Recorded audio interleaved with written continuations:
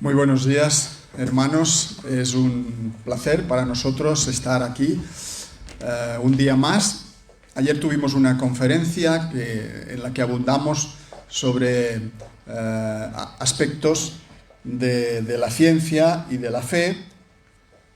Y hoy vamos un poquito a seguir con un tema similar, un tema parecido. Leyendo en las páginas del Antiguo Testamento, encontramos en unas palabras del profeta Isaías, que dice, Isaías 45:20, dice: no tienen conocimiento aquellos que erigen el madero de su ídolo. Aquí Isaías se está refiriendo a los ídolos de Babilonia, los ídolos que los pueblos paganos, los adoradores de los Baales, edificaban, construían ídolos enormes, muy grandes, y creían que eran dioses que tenían poderes, los ídolos. Y contra esos ídolos Dios se revela, y los profetas, específicamente el profeta Isaías, lucha contra ellos. No tienen conocimiento aquellos que erigen el madero de su ídolo y los que ruegan a un Dios que no salva. Y realmente el ser humano, a lo largo de la historia, ha venido creándose ídolos y adorándolos, ídolos que no salvan. Pero el ser humano, es curioso, si uno viaja por los diferentes continentes del mundo, en cada país, en cada cultura, encuentra dioses, ídolos de piedra, de madera, de barro, de oro, a los que las personas se inclinan, les adoran, les ofrecen dones, dan todos sus recursos económicos porque creen que esos dioses les pueden beneficiar, les pueden salvar. Y a veces pensamos, bueno, esto son cosas de la antigüedad, ¿no? Esto son cosas de cuando el ser humano era primitivo y no conocía la ciencia. Pero hoy día ya tenemos mucho conocimiento y ya no tenemos dioses, ya no tenemos ídolos. Y curiosamente, cuando uno mira nuestra sociedad actual, se da cuenta de que también hay ídolos. También hay cosas que se convierten en dioses en la vida de las personas. Hoy encontramos personas que dicen no creer en Dios, pero sin embargo tienen su ídolo privado al que le dedican horas, le dedican tiempo, le dedican esfuerzo, le dedican recursos y adoran a ese Dios. En esta mañana os quiero hablar de un Dios de hoy, la ciencia, el Dios de la tecnociencia. Como para muchas personas la tecnociencia, los inventos que ha realizado la ciencia, son un auténtico Dios. Desde la más remota antigüedad, como digo, el ser humano se ha inventado dioses. Cuando uno mira, por ejemplo, el pueblo sumerio, la cultura sumeria, o cuando mira la cultura egipcia, o la cultura romana, o la cultura griega, o en Latinoamérica todos los incas, todas esas culturas, o en los pueblos de Australia, o en África, todavía hoy, todos esos ídolos que el ser humano ha ido construyendo son dioses imperfectos, son dioses hechos a la imagen y semejanza del hombre. Son dioses que se pelean entre ellos, que tienen conflictos, que tienen divisiones, que se matan. Son dioses que experimentan celos entre ellos. O sea, son reflejo de los seres humanos que los han creado. Sin embargo, en el mundo ocurre una cosa en la antigüedad. Llega la Biblia, llega la revelación judeocristiana. Y lo primero que dice la Biblia en el primer libro, en el Génesis, es que no existen los dioses. En el principio creó Dios, un único Dios. No existen espíritus maléficos detrás del rayo, detrás del relámpago, detrás de la tormenta, detrás del tsunami, detrás de la explosión volcánica. No hay dioses detrás maléficos que quieren hundir al hombre. Todas esas cosas son aspectos de la naturaleza que Dios ha creado. Ni siquiera el sol es un dios, porque el sol lo creó Dios y no el primer día, sino que lo creó en días posteriores. No es importante. Todos los pueblos de alrededor de Israel, como veíamos ayer, adoraban al sol, adoraban la luna, las estrellas. Y lo primero que dice la Biblia es: no, eso no son dioses, esos son creaciones del único y verdadero Dios. Los fenómenos naturales no están envueltos por malos espíritus. ¿Por qué? Bueno, porque hay un Dios que los ha creado. Y efectivamente la ciencia, a lo largo de los años, ha descubierto, gracias a la física, la química, las matemáticas, la biología, ha descubierto cómo funciona el relámpago. Ha descubierto por qué hay volcanismo, por qué hay terremotos. Hay una explicación científica. Y entonces el hombre de hoy, como la ciencia explica todas esas cosas, dice: ya no hay Dios. No existe Dios, porque la ciencia puede explicar todos los fenómenos físicos y naturales. Y hoy vivimos en una cultura que se ha llamado cultura científica y que indudablemente la ciencia ha logrado espectaculares avances. Eso nadie lo pone en duda. La ciencia ha hecho avanzar mucho el conocimiento humano. Y hoy curamos enfermedades como el coronavirus, que a pesar de que ha matado a tanta gente, pero en un año hemos conseguido vacunas contra el coronavirus. Eso se lo debemos a la ciencia, a la investigación médica. La ciencia nos ha hecho mucho más fácil la vida humana. Volamos por los aires, pasamos de un continente a otro como si fuésemos águilas. Y nosotros no tenemos alas. Nos comunicamos a tiempo real con cualquier parte del mundo, gracias a los satélites que hemos puesto en órbita alrededor de la Tierra. Incluso vemos imágenes en tiempo real de cualquier persona en cualquier lugar de la Tierra. La ciencia es Dios. Hay gente que cree que la ciencia es Dios, o que la ciencia nos va a convertir en dioses. Algunos creen que la ciencia nos va a hacer inmortales, que no moriremos nunca. Ya se está hablando de que dentro de poco el ser humano podrá vivir 150 años. Y otros dicen que si vamos curando todas las enfermedades que aparecen y vamos trasplantándonos órganos defectuosos, seremos eternos. No habrá ya muerte, porque podremos perpetuarnos para siempre. Sin embargo, hay una sombra de duda. ¿Realmente todo lo ha mejorado la ciencia?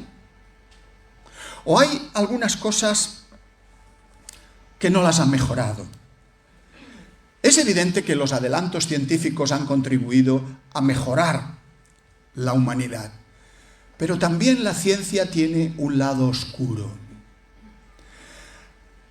Todos esos inventos tecnológicos de la tecnociencia han contribuido a esquilmar, a estropear el planeta.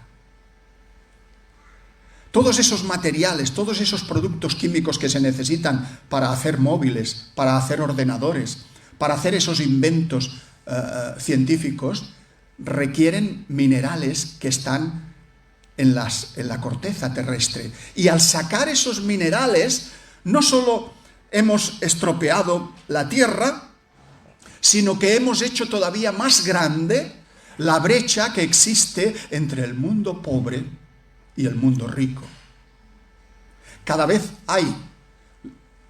los ricos cada vez tienen más riqueza y los pobres cada vez abundan más, son cada vez más pobres. Y eso es culpa de los adelantos a los que nos ha llevado la tecnociencia. A pesar de que todavía son muchos los que creen que la solución a los problemas ecológicos que tiene la Tierra nos la dará la propia ciencia, y hay algunos que casi la veneran como si fuera una auténtica divinidad capaz de solucionar todos los problemas de la humanidad, lo que estamos viendo no es precisamente eso.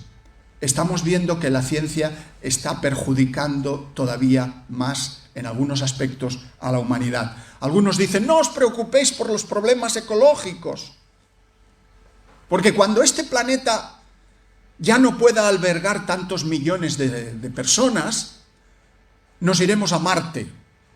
Y allí en Marte criaremos en esos invernaderos burbuja, plantaremos patatas transgénicas y allí seguirá viviendo la humanidad. Y si Marte se nos queda pequeño, nos iremos a algún otro exoplaneta que haya por ahí.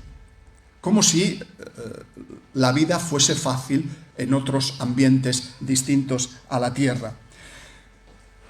Lo cierto es, hermanos, que la tecnociencia se ha convertido actualmente para algunos en objeto de culto y en objeto de adoración, porque nos proporciona múltiples aparatos tecnológicos a los que se venera durante muchas horas al día.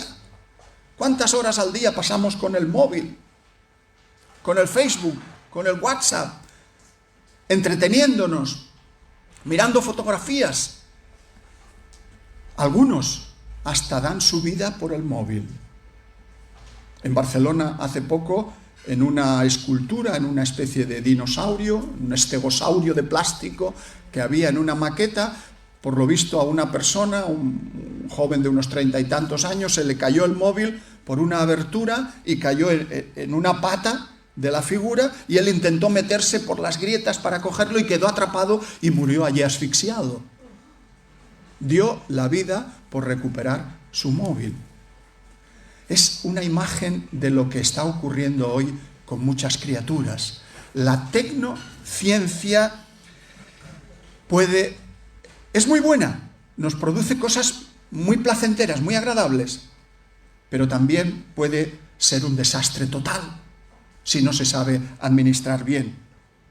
Es cierto que las vacunas pueden salvar millones de vidas humanas, pero también es cierto que la misma ciencia que hace esas vacunas puede fabricar armas biológicas o incluso armas nucleares, como las famosas bombas atómicas, que extingan la vida de la faz de la Tierra.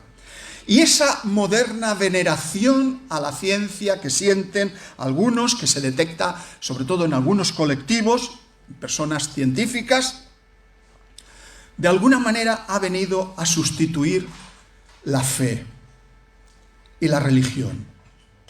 La veneración de la ciencia hoy ha venido a sustituir a la fe religiosa de antaño.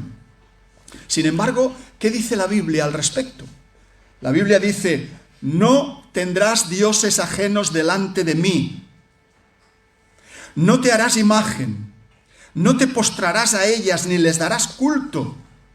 Lo que está diciendo aquí el libro de Éxodo, de alguna manera, es que no adoremos la obra de nuestras propias manos. Las imágenes son fabricadas por el hombre. Las cosas que nosotros podemos llegar a fabricar pueden servir como ídolos, se pueden convertir en dioses a los que a veces inconscientemente rendimos culto. La cosmovisión científica que impera hoy en nuestra sociedad es muy distinta de la ciencia que existía en los llamados siglos cristianos. Cuando nace la ciencia en el siglo XVI y en el siglo XVII después de Cristo, nace en un contexto que se llama la Revolución Científica del siglo XVI y del siglo XVII. Los hombres y mujeres de ciencia que había en aquella época veían la ciencia de otra manera distinta a como se ve hoy. Porque iban a la naturaleza con el deseo de estudiarla, de escudriñarla, de averiguar cómo son las cosas. y estudiaban con su microscopio las células, con el telescopio los planetas, los astros, porque creían que estaban descubriendo a Dios en la naturaleza. Porque Dios era el creador, porque Dios había hecho todas esas cosas. Entonces el científico iba a descubrir esa otra revelación natural constituida por la creación de Dios. O sea que se tenía la revelación escritural, la Biblia, la palabra de Dios, y la revelación natural, que era la propia creación, la naturaleza. Y cuando el científico estudia la naturaleza, dice, no, el relámpago no es un Dios que está enfadado con nosotros. El relámpago, hay corrientes eléctricas de signo positivo y negativo, hay una atracción con la masa de la Tierra, hay unos vientos, hay una influencia de la presión y así se produce el relámpago. Hay una explicación científica. ¿Y por qué es así el relámpago? Porque Dios lo creó así. Dios usó las leyes físicas para crear el relámpago. No es que el relámpago sea un espíritu maligno. Y el científico descubre a Dios en su creación. Podemos decir que el nacimiento de la ciencia fue un nacimiento cristiano, porque se iba a la naturaleza con respeto, convencido de que había un Dios creador. Sin embargo, hermanos, hoy la ciencia ha cambiado. Aquellos primeros hombres de ciencia, como por ejemplo Isaac Newton fue el paradigma de los científicos, fue un gran físico que descubrió las leyes de la mecánica, las leyes sobre todo de la gravitación universal, y Isaac Newton se dice que fue un gran científico, un gran físico, pero lo que no se suele decir es que Newton escribió muchos más libros de teología que de ciencia, y que Newton pasó muchas más horas estudiando la Biblia que estudiando física. Eso no se suele decir. De manera que, como Newton, eran la mayoría de los investigadores de su época, de su tiempo. Kepler fue un gran astrónomo alemán, protestante, luterano, que veía en los planetas, en la conjunción de los planetas, veía la mano de Dios que había formado esos mundos tan sincrónicos, tan perfectamente adaptados entre sí. Copérnico, Galileo, Euler, matemáticos, algunos eran procedentes del campo católico, pero eran creyentes, y otros eran procedentes del campo protestante.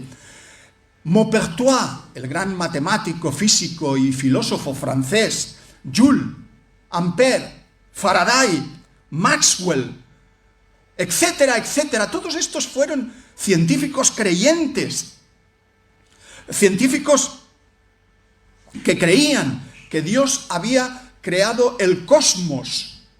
La palabra cosmos significa orden. Dios crea un orden, no un desorden, no un caos, no un proceso azaroso que lo ha generado todo por casualidad, sin un propósito. No, Dios crea con un propósito, Dios crea orden, Dios crea cosmos, no crea caos. De manera que podemos decir que estos hombres de ciencia, creyentes, que investigan la naturaleza desde la perspectiva de la creación, que apenas si hablan de la palabra naturaleza, prefieren hablar de la palabra creación. Pues estos hombres eran científicos de primera línea, sí, pero también creían que Jesús había resucitado de entre los muertos. Científicos de primera línea que creían que Jesús era el Hijo de Dios, que había venido al mundo, que se había encarnado y que había resucitado de entre los muertos. Su ciencia nunca supuso un impedimento para su fe en otra realidad, en una realidad trascendente. El físico estudia la realidad inmanente, que es la que tenemos aquí en la Tierra, lo que podemos ver, medir, pesar, observar, pero el cristiano cree en una realidad que trasciende a la materia, es trascendente, cree en Dios. Bien, pues esos fueron los orígenes de la ciencia. Podemos decir que el cristianismo estuvo íntimamente relacionado con el inicio de la ciencia humana. Sin embargo, va pasando el tiempo, pasa el siglo XVI, pasa el siglo XVII y llegamos al siglo XVIII y XIX.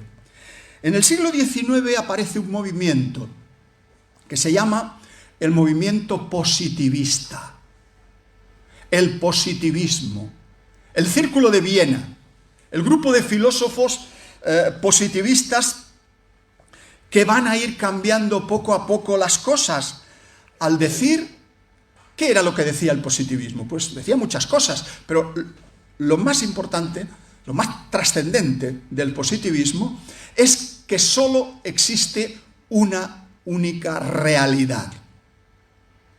En el mundo solo hay una realidad y es aquella a la que la ciencia tiene acceso.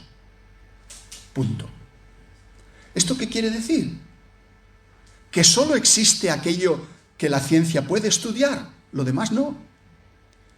Lo que la ciencia puede medir, puede pesar, puede calcular, puede observar, puede experimentar en el laboratorio, esas cosas son reales. Pero aquello que la ciencia no puede investigar, el mundo de los espíritus, el mundo de Dios, el cielo, el más allá, los ángeles, la trascendencia, la metafísica, lo que está por encima de la metafísica, no existe. Es un invento del hombre. Esa es la filosofía positivista. Eso es lo que dijo el positivismo, todo ese grupo de científicos del siglo XIX. Y entonces la ciencia empezó a cambiar completamente. La ciencia que estudiaba la naturaleza para estudiar a Dios, para ver cómo Dios había hecho las cosas, para descubrir la inteligencia de Dios, la sabiduría de Dios en la naturaleza, resulta que ahora ha sustituido la idea de creación por la idea de naturaleza. Por eso hoy se habla tanto de naturaleza y tan poco de creación. Porque la naturaleza es todo lo que hay. No hay nada que sea sobrenatural. No hay nada que esté por encima de la naturaleza. La naturaleza es la realidad, es todo lo que hay. Y cuando te mueres, no hay nada que trascienda tu muerte. No hay un más allá. La ciencia no puede experimentar con las almas, con los espíritus, con la trascendencia.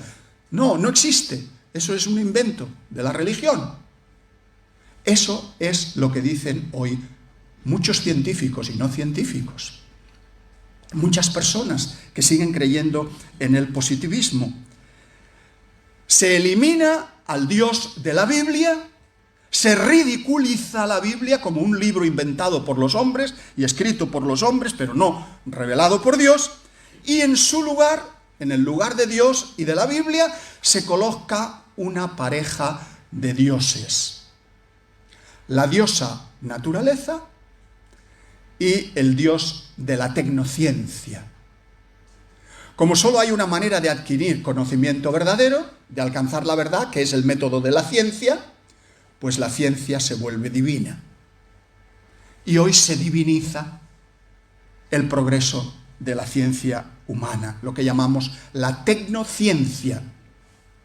Y de la misma manera que antes se adoraban aquellas antiguas divinidades sumerias, egipcias, griegas, romanas, pues resulta que hoy también la naturaleza y la tecnociencia son los ídolos en los que muchas criaturas depositan su fe y su única esperanza. Pero ¿cómo pudo surgir todo el universo de la nada? Ah, la diosa naturaleza. La naturaleza es sabia. La naturaleza siempre hace bien las cosas. Ah, pero ¿cómo De la materia muerta, de la materia inorgánica, pudo surgir la vida, la materia orgánica, las macromoléculas, el ADN, el ARN, las células. ¿Cómo de la materia, de los elementos químicos de la Tierra, puede surgir un Einstein? La naturaleza tiene sus procesos, su evolución, su micro, su macroevolución, sus mutaciones, su selección natural, y eso por sí solo lo ha creado todo. De la muerte ha sacado la vida. ¿Cómo? Bueno, no lo sabemos todavía bien. ¿Cómo ocurrió? ¿Cómo es el origen de la vida? Bueno, hay muchas teorías. Podría haber sido así, así. No tenemos ninguna demostración concreta, pero de alguna manera la sabia naturaleza tuvo que hacerlo. ¿Cómo las patas de un lagarto, de un reptil, se transformaron poco a poco en las alas de una gaviota? La sabia naturaleza. ¿Y cómo es posible que el simio, un animal parecido al chimpancé, desarrollara conciencia humana y fuera capaz de convertirse en ser humano y crear ciencia y pisar la luna? El proceso de la evolución de la sabia naturaleza. Todo hoy se explica apelando a la sabia naturaleza. ¿Pero quién es esa señora tan sabia? ¿Tiene conciencia la naturaleza? Sí, algunos dicen, es la Pachamama, la madre tierra. Es la diosa Gaia. La diosa Gaia es toda la biosfera terrestre, es como un organismo, un ser vivo. La tierra es un ser vivo, toda la tierra, que se ha creado a sí misma, que se ha hecho a sí misma. No necesitamos a Dios. Depositamos nuestra fe en la naturaleza y en la ciencia del ser humano. Sin embargo, pues, como vemos, nosotros este alejamiento de Dios, esta idolatría de la ciencia, uno de los principales responsables de este pensamiento positivista, el que hoy se considera el padre del positivismo, fue el pensador francés Auguste Comte. Auguste Comte nació en el año 1798 y falleció ya en el siglo XIX, en 1857. Él es, se puede decir, el fundador de esa disciplina científica que es la sociología. Comte es el padre de la sociología y del positivismo. Y a Comte se le ocurre una idea muy curiosa. A Comte se le ocurre la teoría, se llama así, la teoría de los 3 estados o estadios de la humanidad. Según Comte, el ser humano ha pasado por 3 fases en su desarrollo histórico. Comte dice, hay 3 etapas en la historia humana. Una es la etapa religiosa. Él hablaba de la etapa religiosa o teológica.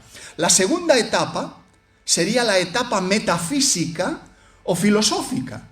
Y la tercera, la etapa ya definitiva, la científica o positiva. Si alguien quiere analizar eso, en mi libro de sociología, una desmitificación, que creo que lo tenéis ahí en la biblioteca, ahí lo podéis estudiar eso. Hay un capítulo que habla de Comte y ahí está todo eso explicado. Bien, pues Comte decía que en la etapa religiosa o teológica, esa etapa era como la infancia de la humanidad. El ser humano ahí era como un bebé que está balbuceando, que está empezando a decir las primeras palabras, y era la época en que las personas creían en los espíritus, el fetichismo. Recordad, hay muchos pueblos que erigen sus fetiches.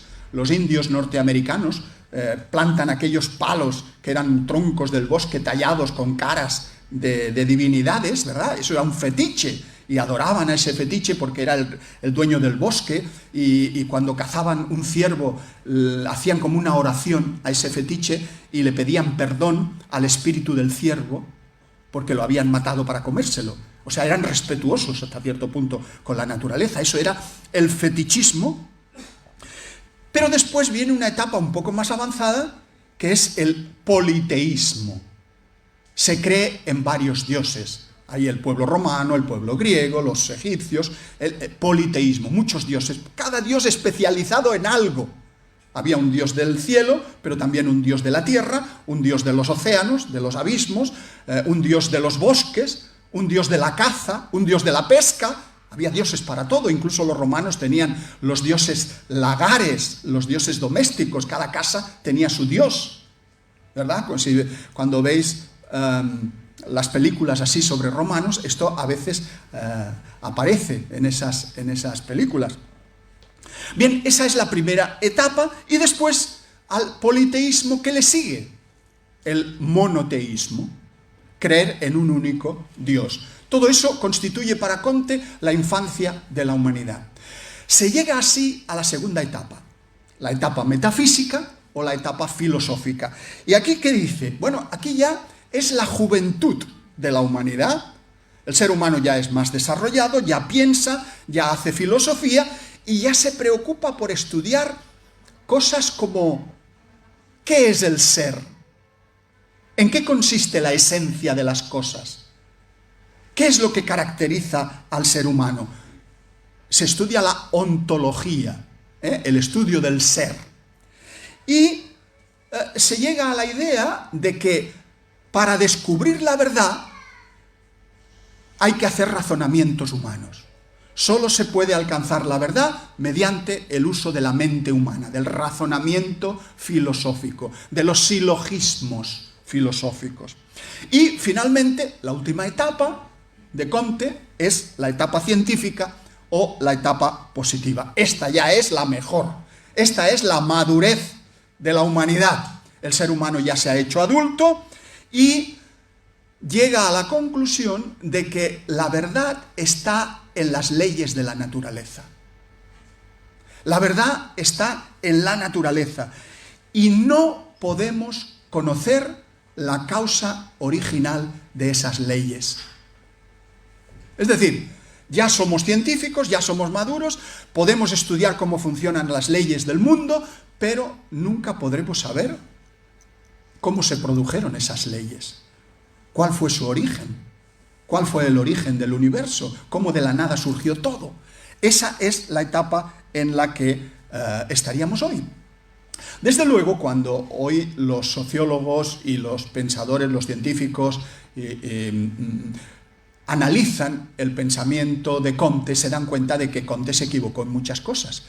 Porque hoy esta teoría de los tres estadios de la humanidad se considera un mito moderno, un mito de aquella época, pero que no refleja la realidad, porque todavía hoy, en plena etapa científica, hay gente que sigue siendo religiosa. El cristianismo no ha desaparecido, el monoteísmo no ha desaparecido, ni siquiera el fetichismo, porque todavía hay pueblos que son politeístas y son fetichistas. Es decir, eso de que el ser humano evoluciona y que ha dejado atrás todo, eso es falso. Hoy vemos que convive el científico de primera línea con una fe religiosa, con una fe en la palabra de Dios. Su teoría de los tres estados, repito, ha quedado como un mito de la modernidad. Sin embargo, muchos científicos y muchos pensadores, muchos filósofos, aunque no lo confiesen, siguen teniendo el alma positivista. Siguen creyendo que no hay Dios y que todo se ha hecho solo, la naturaleza lo ha hecho todo solo. Por ejemplo, cuando yo estudiaba en la Universidad de Barcelona, años en la prehistoria de la humanidad casi, bueno, allá por los años 70 del pasado siglo, había un profesor en la Universidad de Barcelona que se llamaba Jesús Mosterín, y él hoy ha escrito muchos libros. Él era profesor de filosofía de la ciencia, de historia de la ciencia. Tiene un libro, Mosterín, que se publicó en el año 2001, que se titula Ciencia Viva. Y en ese libro, al final, la última página, el último párrafo del libro, acaba con estas palabras. Dice: los límites del universo inteligible, quiere decir del universo que podemos entender, son los límites de nuestros recursos intelectuales. Es decir, los métodos que nosotros tenemos hoy para hacer ciencia, para conocer la verdad, nuestros recursos, nuestros telescopios, nuestras teorías, esos recursos intelectuales que tenemos hoy, nos limitan para conocer el universo. Porque si el telescopio solo llega hasta una distancia y no ve lo que hay más allá, pues estamos limitados, ¿verdad? Eso es lo que está diciendo. Los límites del universo inteligible son los límites de nuestros recursos intelectuales. Y esto que dice ahora es muy interesante. Dice: y no tienen por qué ser los límites de la realidad. Es decir, nosotros tenemos un límite. Nuestra metodología científica puede llegar hasta un lugar, pero no pasa de allí. Pero eso no quiere decir que después de eso que nosotros conocemos no pueda haber otras cosas que todavía desconocemos, ¿verdad? Y entonces dice: solo un Dios, y lo escribe con minúscula, solo un Dios podría alcanzar ese límite y lograr que su universo inteligible coincidiera con la realidad misma. Claro, Dios podría conocer más de lo que nosotros conocemos. Por desgracia, y así acaba el libro, todo parece indicar que los dioses no existen. Todo parece indicar que los dioses no existen. Yo creo que Jesús Mosterín tiene razón en eso de que los dioses no existen. Pero, hermanos, el Hijo de Dios humanado, encarnado en la persona de Jesús de Nazaret, que caminó por los polvorientos caminos de Palestina, sí que existió y está registrado en la historia de la humanidad. Y él dijo ser Dios. Y él dijo ser el Hijo de Dios. Es decir, puede que Jesús Mosterín y muchos como él crean que no existen dioses, pero la Biblia nos habla muy claramente de que existe un Dios y de que ese Dios se manifestó al ser humano, se reveló a la criatura humana y tiene un propósito para cada una de nuestras vidas. Dios conoce perfectamente nuestros cabellos, están contados, y sabe cuáles son nuestras decisiones, si estamos acertados o nos equivocamos. Conoce perfectamente nuestros errores. Y a pesar de eso, Dios nos perdona. Si nos rendimos a sus pies, si le reconocemos como Señor y Salvador. El problema de muchos científicos es que no están dispuestos a arrepentirse. Su corazón es rebelde. No quieren humillarse ante Dios, ante Jesucristo. Y quien no se arrepiente y quien no se humilla ante Jesús no puede encontrar la verdad con mayúsculas. Estas opiniones escépticas reflejan la fe en la ciencia humana de hoy y como si la ciencia fuese el único método de alcanzar la verdad. Y actualizan, de alguna manera, esto que está ocurriendo hoy con la ciencia, actualiza aquella mala elección original en el huerto de Edén. Muchos seres humanos continúan prefiriendo hoy el árbol de la ciencia del bien y del mal antes que el árbol de la vida. Eso está ocurriendo hoy otra vez. Pero, como bien dice ese científico inglés cristiano, Alistair McGrath, él es un biofísico, es teólogo y es profesor de ciencia y de religión en la Universidad de Oxford. Casi todos sus libros están escritos en inglés, pero hay un libro que se ha traducido al español y lo ha traducido la editorial Espasa, la antigua Espasa Calpe.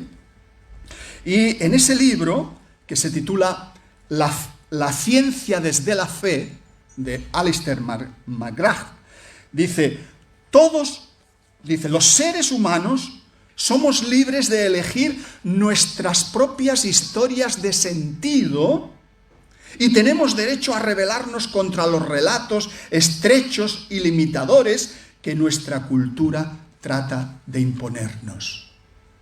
Es decir, los cristianos tenemos derecho a creer en Cristo Jesús y tenemos derecho a rebelarnos contra toda esa ideología atea, positivista, materialista, que hoy empapa las esferas de poder y las esferas científicas y las esferas del pensamiento.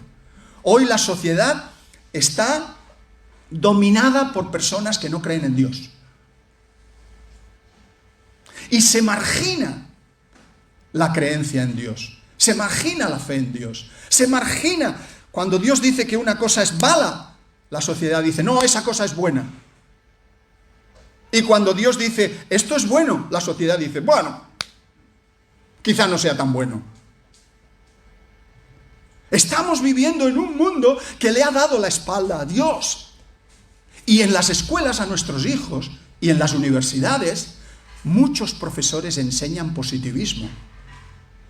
Es decir, solo hay la ciencia. Dios no existe. Son mitos del pasado. Como decía Comte, eso ya está superado. La supuesta muerte de Dios, predicada por el filósofo Nietzsche a finales del siglo XIX, y el desencantamiento del mundo, es decir, no hay espíritus, no hay diablos, no hay demonios detrás de los fenómenos naturales, motivó de alguna manera también esta crisis de sentido que estamos sufriendo actualmente en las sociedades contemporáneas. Cuando no se cree en un creador trascendente, cuando no se cree que hay una vida eterna después de la muerte, pues el ser humano tiende a fabricarse utopías, fantasías científicas o pseudocientíficas, míticas a su imagen y semejanza.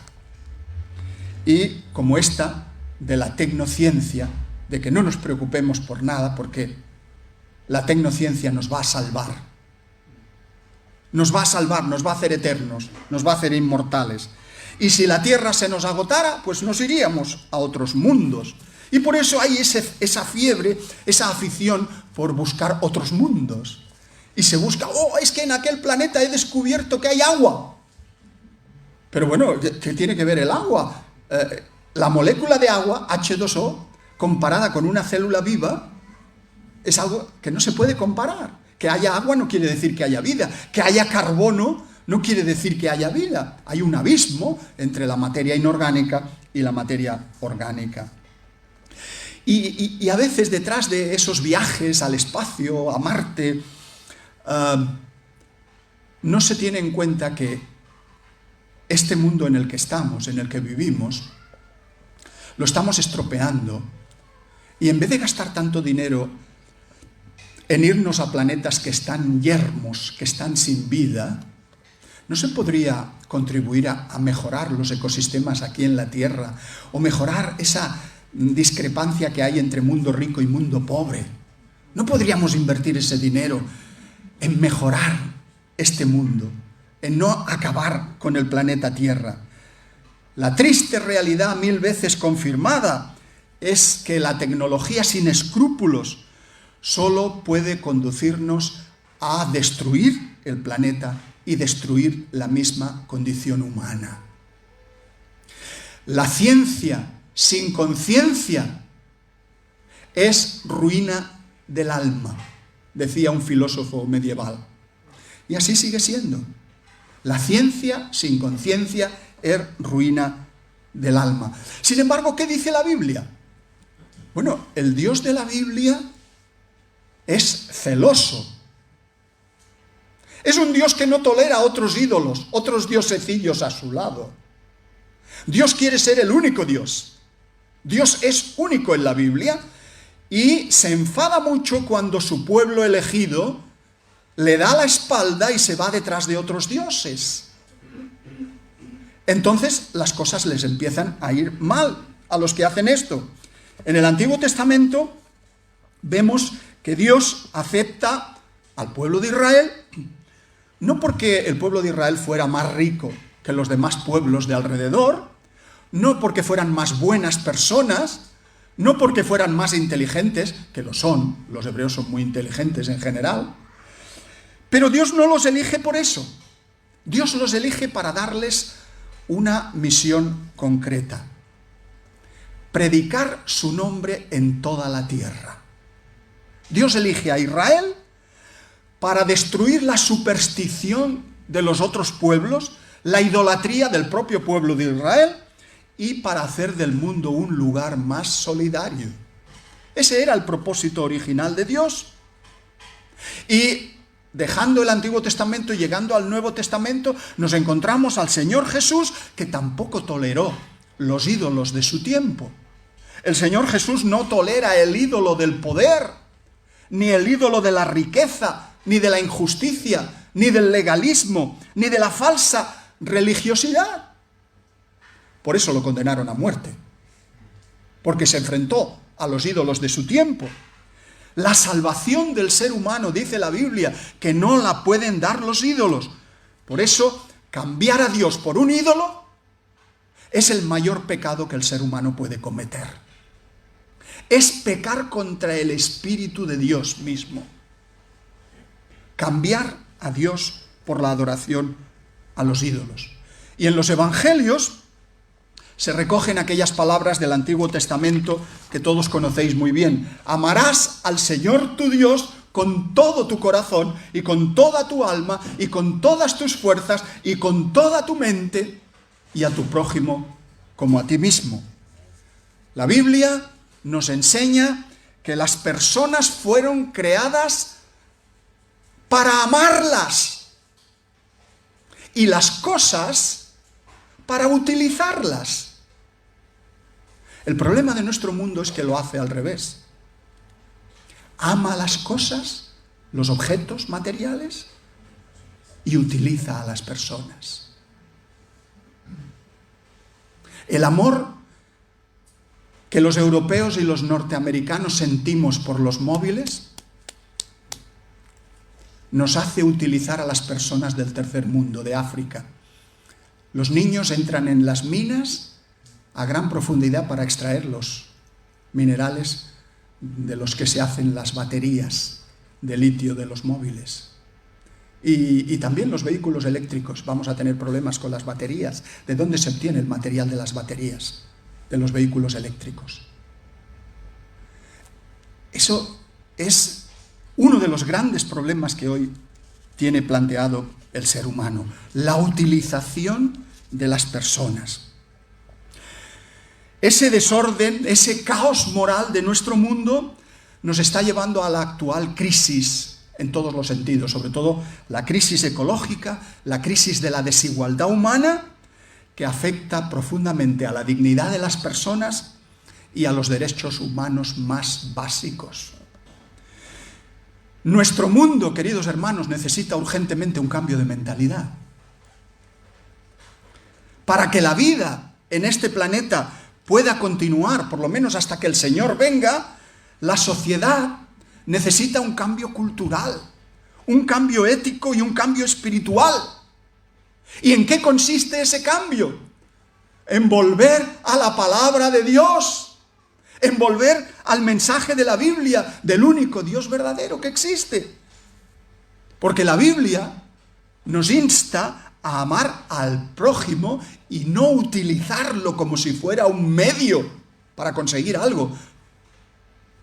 Porque cada persona es un fin en sí mismo. La tecnología y la ciencia pueden efectivamente ayudarnos a resolver muchísimos problemas humanos, pero es necesario ponerlas al servicio de todos, de los más desvalidos también. ¿Qué está pasando ahora con la vacuna del coronavirus? No va a haber solución a ese problema hasta que la vacuna no llegue a todo el mundo, a todos los países del mundo. Y como esos países, muchos países no la pueden pagar, habrá que regalársela. Tendremos que pagarla nosotros, el primer mundo. Y de eso ya se está hablando ahora. El mundo tiene que comprender que la ciencia por sí sola es incapaz de cambiar el corazón del hombre y de la mujer. La ciencia no cambia el corazón de las personas. La ciencia no puede salvarnos, como muchos creen hoy. En el libro de Proverbios se dice, sobre toda cosa guardada, guarda tu corazón. ¿Por qué? Porque de él mana la vida. Solo un verdadero cambio de corazón puede solucionar los problemas que tenemos planteados. Solo un verdadero cambio de corazón puede hacernos progresar, hermanos. Puede hacer que el progreso llegue a las generaciones venideras y no tengan que estar condenadas a vivir peor que sus padres y sus abuelos. Porque el desarrollo tecnológico y económico que no deja un mundo mejor, que no deja una calidad de vida superior, no se puede considerar progreso. Eso no es progreso. La verdadera felicidad y el auténtico progreso humano no consiste en tener más cosas. No consiste en poseer cada vez más objetos tecnológicos, sino en relacionarnos adecuadamente con Dios a través de su Hijo Jesucristo, en relacionarnos entre nosotros, los seres humanos, con nuestro prójimo adecuadamente, con las personas, y en relacionarnos con el resto de la creación, respetar la creación, respetar a los seres vivos que también forman parte del plan de Dios para la salvación de este mundo. Cuando la Biblia nos habla de cielos nuevos y tierra nueva, no está hablando solo de la salvación de la humanidad, está hablando también de la salvación de los animales, de las plantas, de los microbios, de la naturaleza. De eso se habla poco. Yo estoy ahora escribiendo un libro sobre ecología y Biblia, y estos temas los estoy teniendo llevo ya 50 libros escritos, porque hay 50 libros leídos y subrayados, porque hay mucha bibliografía sobre el tema de la ecología y el ecologismo y esas cosas. Pero ¿cuál es el ecologismo bíblico? ¿Hay una ecología que se desprende de la Biblia? Claro, porque Dios es el autor de la ecología. Dios es el autor de los ecosistemas, de la biosfera, y Dios tiene un propósito para la tierra. Y algún día ese propósito se manifestará. La naturaleza está como esperando que los hijos de Dios se manifiesten a su favor y la defiendan y la protejan. La mayor alegría de vivir y el mayor progreso es aquel que nos proporciona el amor. Eso es lo que se desprende de la Biblia. Tal como dijo el apóstol Pablo, amaos los unos a los otros con amor fraternal, en cuanto a honra, prefiriéndoos los unos a los otros. Lo que verdaderamente puede hacernos progresar como personas y como sociedad es entender la felicidad en términos de relación con los demás. Dios nos diseñó para relacionarnos con los otros, para vivir vidas no derrochadoras, sino más austeras, más sobrias, de vivir con lo que realmente necesitamos para vivir, de frenar ese deseo insaciable que tenemos por poseer más cosas y más objetos. En pocas palabras, hoy, más que nunca, en vez de idolatrar tantos lujos como nos ofrece la tecnociencia, los cristianos, hermanos, estamos llamados a vivir vidas más sencillas. ¿Para qué? Para que todos puedan vivir.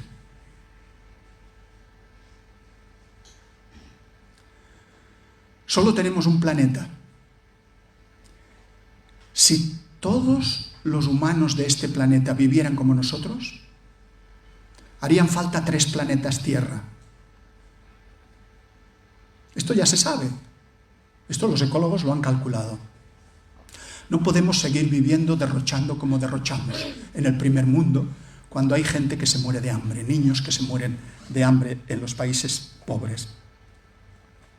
Como escribió el apóstol Pablo, por tanto, Ceñid los lomos de vuestro entendimiento, sed sobrios y esperad por completo en la gracia que se os traerá cuando Jesucristo sea manifestado. Muchas gracias y que el Señor os bendiga.